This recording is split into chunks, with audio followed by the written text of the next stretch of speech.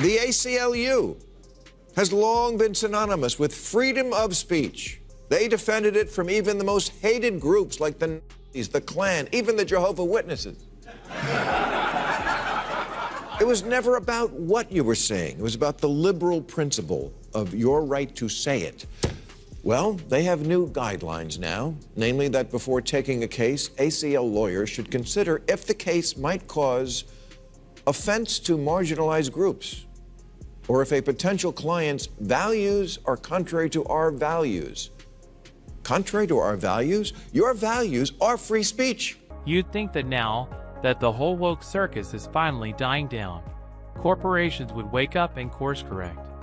Some have, but a stubborn few are still clinging to the same self-inflicted ideology that damaged their reputations and tanked their stock value. That's where Bill Maher steps in. With his sharp tongue and anti-woke instincts, he's charging straight back into the fire to call out the hypocrisy. And he didn't hold back. He exposed it live on air, roasting the nonsense in front of millions. To become the opposite of what you always were, you have to change your name. It's become a trend in America these days, morphing into something completely different from what you were founded as, but still pretending you're the old you. TLC stands for the Learning Channel. They used to have shows like Learn to Read and Ready, Set, Learn. Here's some of their present and recent offerings. Cake Boss, Gypsy Sisters, Toddlers and Tiaras, Extreme Couponing, What Not to Wear, My Teen is Pregnant and So Am I. 1,000-Pound Sisters and Alaskan Women Looking for Love. And that's just the shows about the Palins. Maher kicks things off by roasting TLC, once known as the Learning Channel, for completely abandoning its original purpose. A network that used to educate, inform, and inspire has, in his view, devolved into a parade of woke absurdity. Instead of documentaries and science programs, TLC now pushes reality shows that glorify obesity, fuel chaos by showcasing unruly kids, and promote the idea that dating should be restricted to people who think exactly like you. Maher's point hits hard. TLC didn't simply lose direction. It threw its compass overboard. In chasing approval from the outrage-driven crowd, the network traded genuine curiosity for conformity and became a flickering symbol of just how far corporate America will sink for the sake of virtue signaling. A&E stands for arts. Seriously, they used to show the symphony. Now they have Deep Fried Dynasty, Hoarders, Storage Wars, Ghost Hunters, and Psychic Kids. You know, for people who find the Learning Channel too intellectual. Remember when the A in A&E actually stood for arts? It sounds impossible now.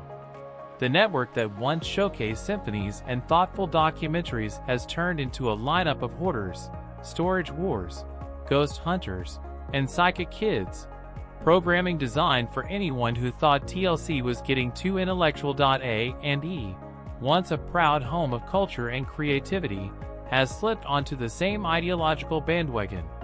The art is gone, the entertainment diluted, and what's left is a stream of woke-flavored content packaged as progressive enlightenment.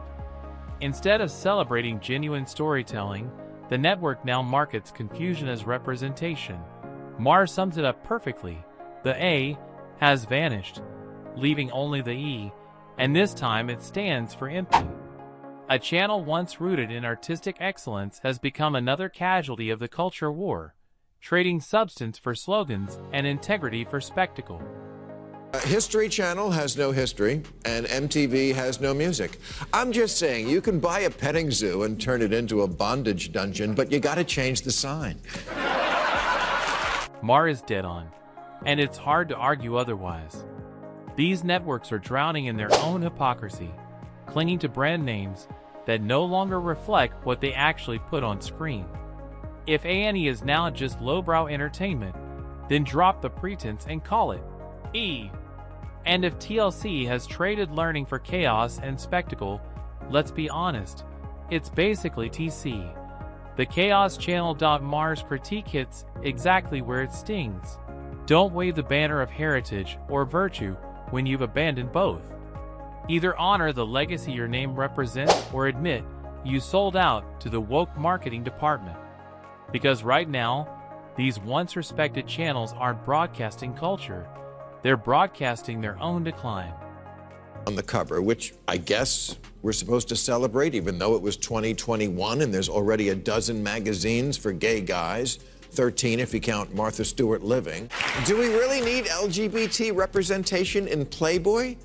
There's a transgender teenager on every show on television except reruns of Voyage to the Bottom of the Sea.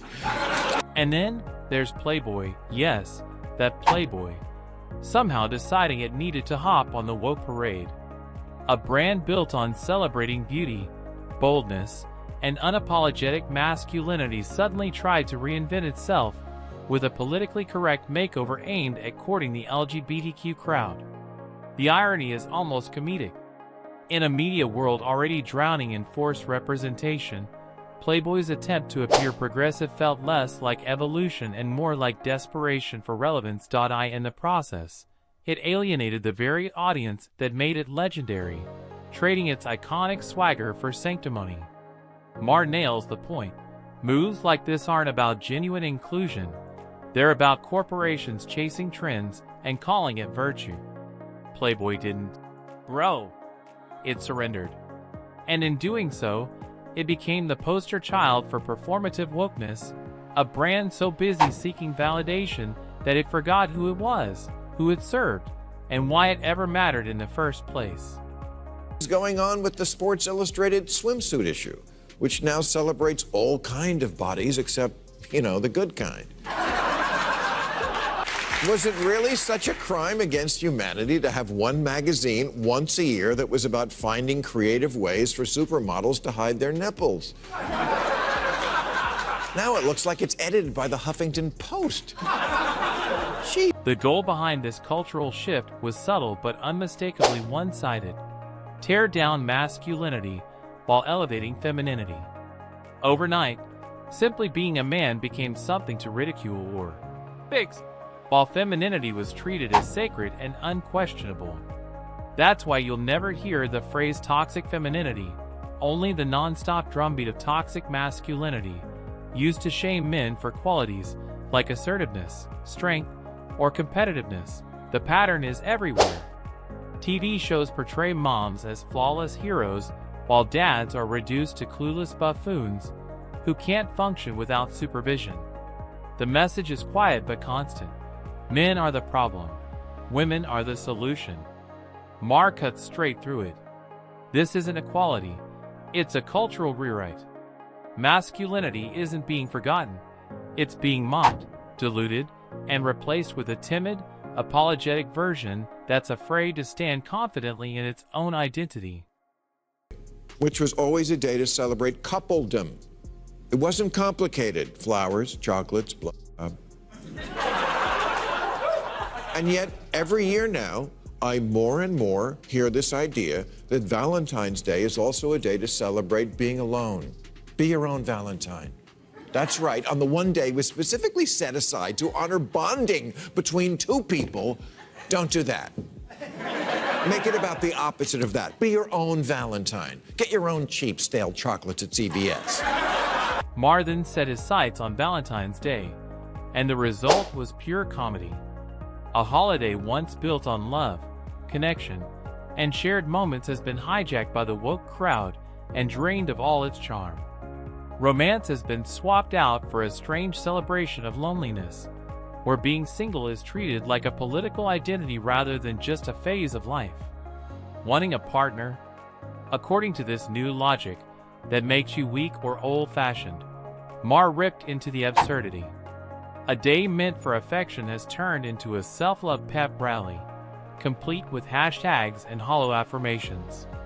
Instead of roses and real relationships, it's become another casualty of ideological overreach. Maher's message is simple. Valentine's Day didn't need to be reinvented, just enjoyed. Scouts of America used to be an organization for boys because girls have cooties. But now the Boy Scouts accept girls, which I guess is inclusive, but it ignores the very important need for boys to sometimes get together as boys to fart in a sleeping bag and laugh at that, which girls don't find funny. It also ignores the fact that there has always also been a scout troop for girls. You may have heard of it, the Girl Scouts. The woke agenda has a habit of steamrolling common sense, and the Boy Scouts are a perfect example. For decades, things were simple: Boy Scouts and Girl Scouts, two separate groups with clear missions, traditions, and values that worked. Suddenly, that wasn't inclusive enough. Girls had to be allowed into the Boy Scouts, even though the Girl Scouts already offered every opportunity imaginable and had a rich history of their own. Maher calls out the obvious absurdity. This isn't inclusion anymore, it's intrusion. It's the erasure of distinctions that made a perfect sense for generations. And what's the result? Confusion, controversy, and the slow dismantling of organizations built on leadership, discipline, and character development. All sacrificed so activists can claim another hollow victory in the name of performative progress. Can't anything just be what it is anymore? Weight Watchers used to be a club for people to lose weight, back when that was a good thing. Now we're so through the looking glass that obesity, the absolute undeniable #1 cause for ill health and death in America, is called body positivity. And people are shamed for losing weight. It happened to Adele. Weight Watchers is so intimidated, they changed their name to WW.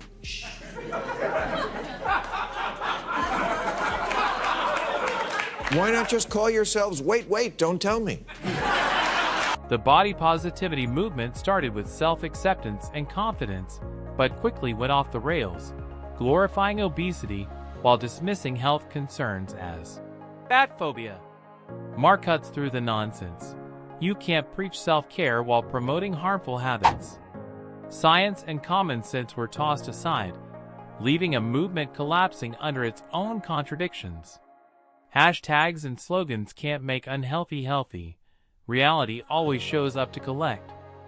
Case might cause offense to marginalized groups, or if a potential client's values are contrary to our values. Contrary to our values? Your values are free speech and the First Amendment. Those are your values. Your whole purpose in life is not to be worried about offense to marginalized groups, because we understand that free speech is an even more important value than never being offended. Since when did the ACLU start tiptoeing around feelings? Once defenders of free speech, they become cautious gatekeepers under woke leadership, deciding what's acceptable to say. Maher calls it out. From networks to magazines, anything built on principle is now hijacked by virtue signaling. Inclusion over common sense, authenticity silenced, strength mocked. This isn't progress, it's chaos in a cloak of compassion.